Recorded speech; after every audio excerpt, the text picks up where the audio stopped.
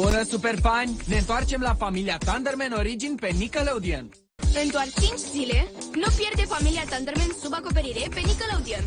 În doar 4 zile, nu pierde familia Thunderman sub acoperire pe Nickelodeon. În doar 3 zile, nu pierde familia Thunderman sub acoperire pe Nickelodeon. În doar 2 zile, nu pierde familia Thunderman sub acoperire pe Nickelodeon. În doar o zi, nu pierde familia Thunderman sub acoperire pe Nickelodeon. În culisele celui mai nou serial, familia Thunderman sub acoperire. Bună! ai ajuns! Hai înăuntru! E apartamentul nostru? Dacă ai urmărit seria originală, probabil știi de portretul de familie care se transformă în portret de supereroi când apeși pe pinguin. Domnul Pinguin este decorat frumos pentru noua lui viață pe plajă. Presupun că dormitoarele noastre sunt aici sus. Poate o să le vezi anul viitor, să sperăm. Dacă îți folosești imaginația... Da, imaginează-ți un ocean frumos undeva acolo. Seamănă cu o casă adevărată. În culisele celui mai nou serial, familia Thunderman sub acoperire. Bună! Ce mai faci? Suntem pe platoul de la școală. Aici e școala țărmului ascuns. O să-l vedeți pe Max într-o ipostază complet nouă la școală. Dacă sunteți părinții puștiului pe care am vărsat sos iute ieri la prânz, e vina lui. Iar Phoebe este profesoara de arte, doar că nu se pricepe deloc la artă. Nu sunt făcută să fiu profesoară de arte, Max. E atât de multă vopsea și sclipici. Atât de mult sclipici. În culisele celui mai nou serial, familia Thunderman sub acoperire. Adăpost aerian. Îi spun adăpostul aerian. Asta e partea mea preferată din adăpostul aerian, toboganul antigravitație. Tobogan antigravitație e imposibil. Apropie-te. Da. Ca efectele speciale să funcționeze, trebuie să sărim cu ambele picioare, ceea ce e... Și apoi afară. Mereu ciudat. Și deloc simplu.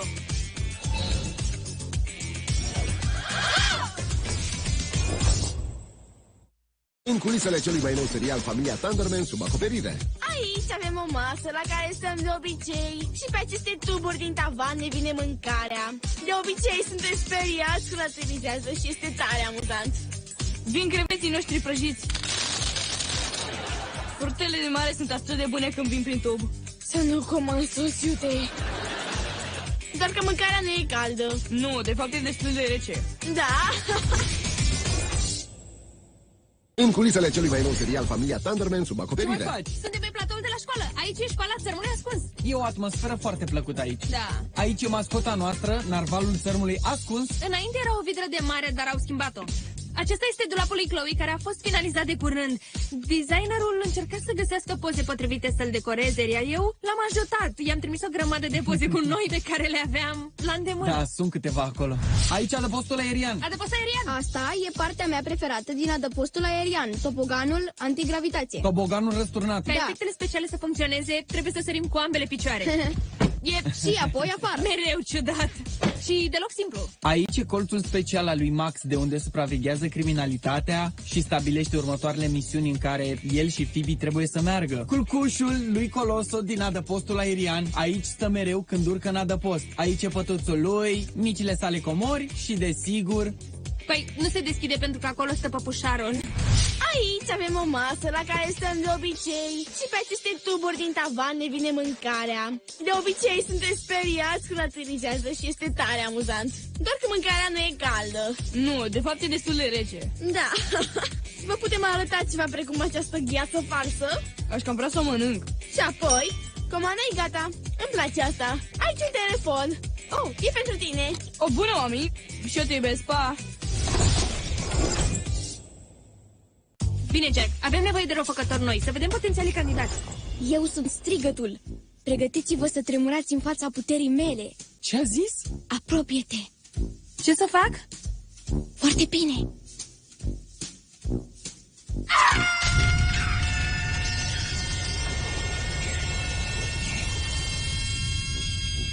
Mulțumesc. Sper să mă luați în considerare. Consideră-te desconsiderată. Bine, Jack, avem nevoie de răufăcători noi, să vedem potențialii candidați. Eu sunt... deprecierea. Vă depreciez postările de pe rețelele de socializare.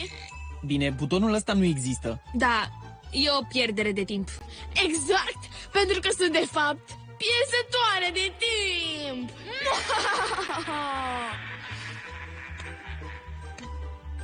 Eu zic pas. Bine, Jack, avem nevoie de răufăcători noi. Să vedem potențialii candidați.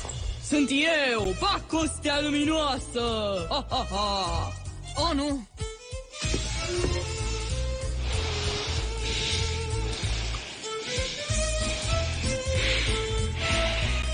Sunt mai rău decât respirația mirositoare, nu-i așa? Ce ai putea face? Să-mi cer să nu mai respir? Bine, ajunge. Următorul.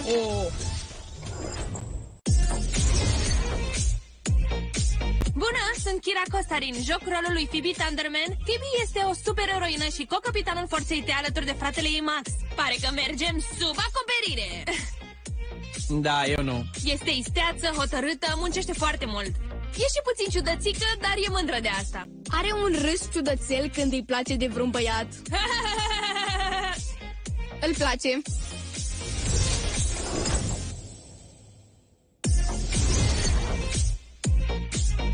Salutare, sunt Jack Griffo, joc rolul lui Max în familia Thunderman. S-au schimbat multe în noua serie. Max este directorul adjunct la școala lui Chloe. În calitate de director adjunct îți ordon să deschizi ușa.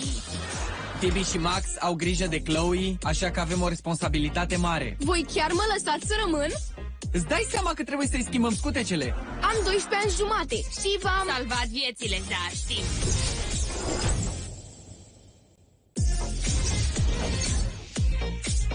Salutare, sunt Maya Leclerc. O joc pe Chloe în familia Thunderman.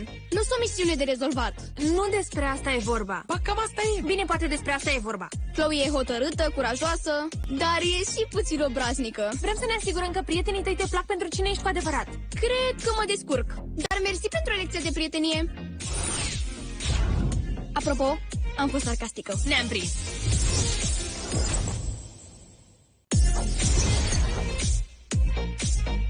Bună, sunt Kelly Cunningham și eu joc pe Mația în familia Thunderman sub acoperire. Este un personaj care își adoră prietenii și ar face orice pentru ei. Ar fi ciudat dacă m-aș alătura acestei îmbrățișări. Da, foarte. Este foarte pasionată de lucrurile în care crede și asta se poate vedea în multe episoade. Sper să vă placă Mația la fel de mult cât îmi place și mie. Mi se face pielea de făină, seamănă cu găină, dar e vegană.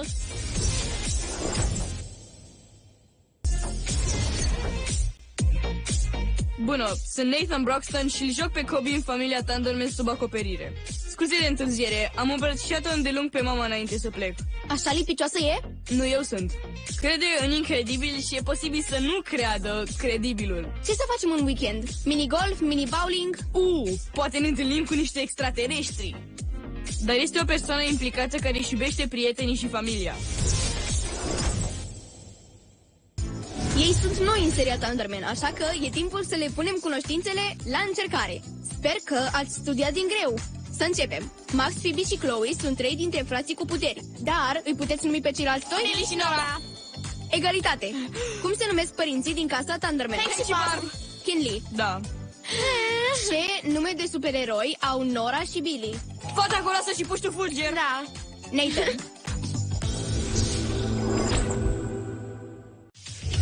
Care e diferența dintre familia Thunderman și familia Thunderman sub acoperire? Da, diferența e că în seria originală eram cu toții copii, iar în seria nouă Max și Phoebe se comportă ca niște părinți. Suntem frați, dar ne comportăm ca niște adulți care o cresc pe Chloe, ceea ce schimbă dinamica. În plus, Max și Phoebe au pentru prima dată slujbe normale.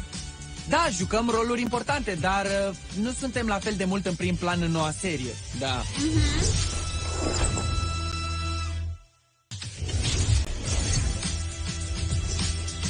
Cum a decurs castingul și cât de stresați ați fost? Am fost extrem de stresați. Da. Și emoțiile erau stresate. Da. Bună asta. Am fost agitat tot timpul. Mi-a plăcut pentru că am întâlnit oameni uimitori, dar a durat foarte mult. În plus, citind scenariul prima dată, când am citit împreună cu Nathan, s-a întâmplat ceva, parcă ne Categoric. completam perfect.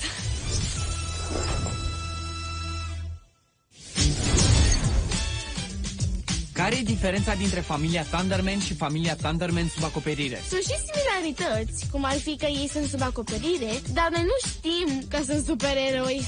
Toată acțiunea se petrece pe o plajă, ceea ce e grozav și e mereu cald și distractiv. În seria originală aveam 4 ani. O mare schimbare.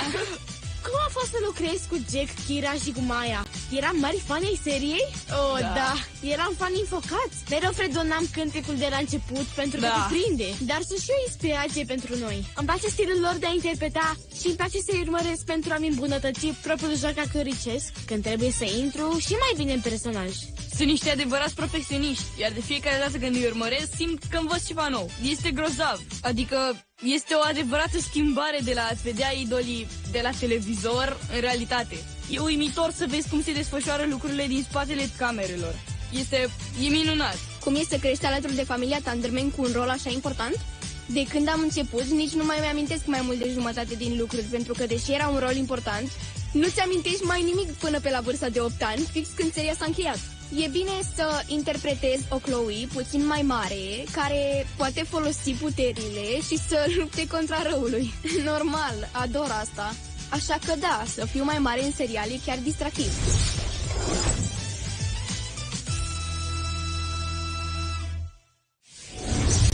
O să jucăm un joculeț rapid numit Cine e cel mai probabil să... Cine este cel mai probabil să adoarmă pe platou?